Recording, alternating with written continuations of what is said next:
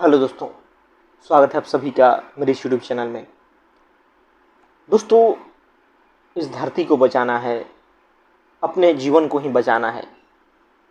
जो धरती पर से विलुप्त हो रही प्रजातियां हैं उनको बचाना है, तो आपको वीगन होना पड़ेगा। यानी कि मांसाहार तो छोड़ना ही छोड़ना है, आपको दूध और दूध से बने प्रोडक्ट भी छोड़ना पड़ेगा। दोस्तों, मांसाहार तो काफ़ी लोग समझते हैं कि किसी जीव का मांस नहीं खा रहे हैं, लेकिन दूध पर आकर वो अटक जाते हैं, दूध से बने पदार्थ पर अटक जाते हैं कि दूध किस प्रकार हानिकारक है। दूध से क्या हानि है? दूध पीने में क्या किसी का मैं खून थोड़े कर रहा हूँ, किसी को मैं मार थोड़े रहा हूँ। लेकिन आपको पता नहीं है कि दूध भी बहुत बड़ा भूमिका अदा करता है इस पर्यावरण को गर्म करने में। ग्लोबल वार्मिंग के लिए यह भी बहुत जिम्मेवार है।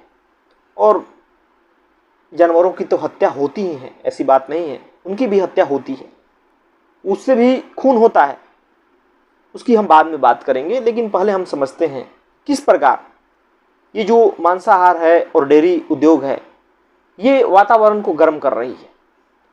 दोस्तों, जो पशु हैं वो जो खाना खाते हैं उसको पचाने के लिए काफ़ी मात्रा में मीथेन गैस का उत्सर्जन करते हैं, जो कि वायुमंडल में ही जाता है। और जो मीथेन गैस है वो ग्रीन हाउस गैस है, जिससे कि वायुमंडल को गर्म करता है, हमारे देश में देखिए, कहा जाता है कि इतना पशुधन है, दूध तो छोड़ने की कोई बात ही नहीं करेगा, उसे तो समझ में ही नहीं आएगा कि दूध से क्या हानि है।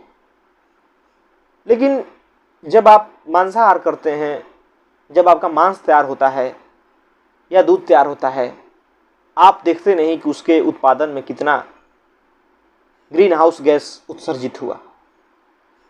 कितने पेड़ पौधों को खाने के बाद कितने वैसे धरती का इस्तेमाल होता है जिस पर अन्न उपजाया जा सकता था, लेकिन वो पशुओं के चारागाह के लिए इस्तेमाल किया जाता है। बहुत मात्रा में जो धरती का इस्तेमाल किया जाता है सिर्फ घास उत्पादन करने के लिए, पशुओं की चारागाह के लिए, ताकि आपको दूध मिलता रहे और मांस मिलता रहे। और तो और काफ़ी मात्रा में जंगलों की कटाई की जाती है। किस लिए? इसलिए ताकि नए चारागाह तैयार हो सके, ताकि आपका मांस उत्पादन हो सके। एक जो शाकाहारी आदमी है वो एक पौधा लगाया, किसी चीज़ का, सब्जी का ही पौधा लगाया, उसे तोड़ तोड़ के सब्जियां खा रहा है, तो उसका एक दिन कितने दिन खा सकता है। लेकिन वही जो एक मांसाहारी आदमी है, जो बकरे का मांस खा रहा है, मटन खा रहा है, और भी कई प्रकार के जो मांस खा रहा है, उसके मांस उत्पादन में जो एक समय का भोजन है उसके लिए वो कितने दिन, वो जो जीव है वो फसल को खाया होगा, अनाज खाया होगा, पानी पिया होगा। इसी प्रकार तो नहीं उसका मांस हो गया, वो बड़ा हो गया जीव। काफी दिन, काफी साल खाता है तब जाके बड़ा होता है।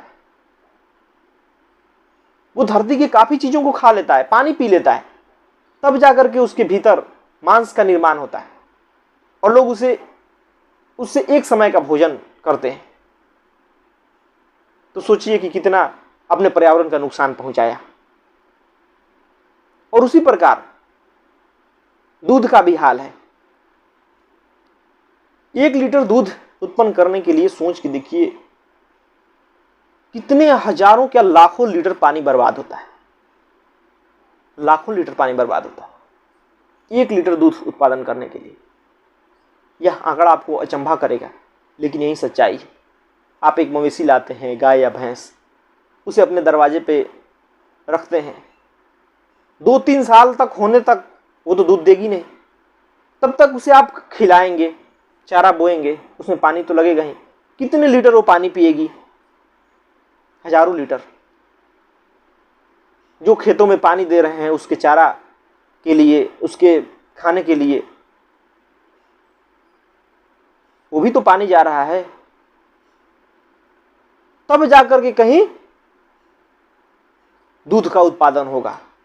और 3-4 सालों में आप सोचिए कितना पानी दे देंगे, और आगे भी देते रहेंगे, कितना वो खाना खाएगी, तब जाकर के जाके दूध आपको मिलता है। तो सोचिए कि और जो ये मवेशी हैं जो इतने मात्रा में हैं, वो अपने भोजन को पचाने के लिए मीथेन गैस निकालती हैं, वायुमंडल में छोड़ती है, जो कि हमारे तापमान को गर्म कर रहा है। तो इसे छोड़ना पड़ेगा ना, अगर धरती को बचाना है तो। नहीं तो आने वाले समय में भूखमरी आएगी, क्योंकि बहुत सारी धरती पर सिर्फ इन पशुओं को खिलाने के लिए अनाज उत्पन्न किया जा रहा है, घास उत्पन्न किया जा रहा है बहुत सारे भूमि पर, ताकि आपको मांस मिलता रहे, आपको दूध मिलता रहे, दूध से बने पदार्थ मिलते रहे। और दूध के कारण पशुओं की हत्या भी होती है। जो बूढ़ी भैंसें हो जाती है, जो उनके बछड़े होते हैं, नर बछड़े, वो कहाँ जाते हैं? सारे कत्लखाने में ही तो जाते हैं। जो गाय बूढ़ी हो जाती हैं, उनका क्या करते हैं?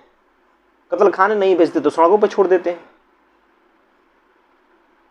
तो वो भी कहीं ना कहीं आप उसकी हत्या ही कर रहे हैं, वो भी कहीं ना कहीं मांसाहारी है।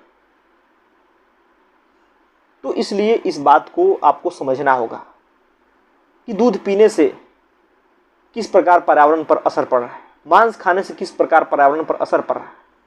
और अगर आपको विश्वास ना हो तो जाइए गूगल कीजिए, वहां देखिए कैसे आंकड़े हैं। जब आप देखेंगे, पढ़ेंगे, तो आपको ये साफ साफ बातें मालूम चल जाएगी कि नहीं, यह बात सही है कि जो दूध और डेयरी इंडस्ट्री है, ये हमारे पर्यावरण को क्षति पहुंचा रही है।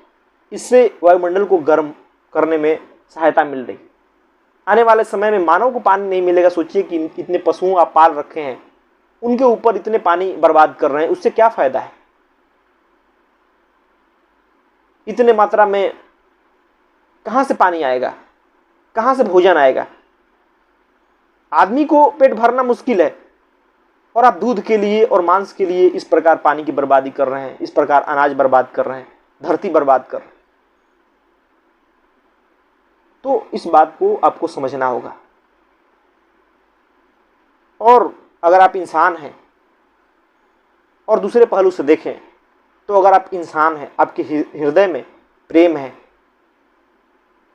करुणा है, तो आप वैसे भी किसी जीव पर अत्याचार नहीं करना चाहेंगे, किसी को सिर्फ अपना भोजन बनाने के लिए मारना नहीं चाहेंगे, किसी से सिर्फ दूध और पैसे आते रहे इसलिए उसे अपने दरवाजे पर बांध कर नहीं रखेंगे, उसे भी स्वतंत्रता देंगे, उसे अपने बच्चों के पास जाने देंगे। लेकिन ऐसा देखने को नहीं मिलता। हम पैसे के इतने लालची हो चुके हैं कि सिर्फ पशुओं को एक भोग की वस्तु समझते हैं, एक आमदनी का स्रोत। जब तक उससे आमदनी मिल रहा है, उसे बांध के खिलाते पिलाते हैं। जैसे ही उससे आमदनी मिलना खत्म, उसे हम या तो कत्लखाने में बेच देते हैं या खुला छोड़ देते हैं। और यह क्यों हो रहा है? क्योंकि हम दूध पी रहे हैं, हम दूध से बने पदार्थ का सेवन कर रहे हैं। आपको डेयरी प्रोडक्ट को कम करना होगा या तो बिल्कुल छोड़ना होगा, तभी जाकर के इस समस्या से निपटान हो सकता है, तभी जाकर के इस बढ़ते तापमान को कम किया जा सकता है। और भी कितने कारण हैं जिससे तापमान बढ़ रहा है, लेकिन यह प्रमुख कारण है। इस बात को आपको स्वीकारना होगा। धन्यवाद दोस्तों।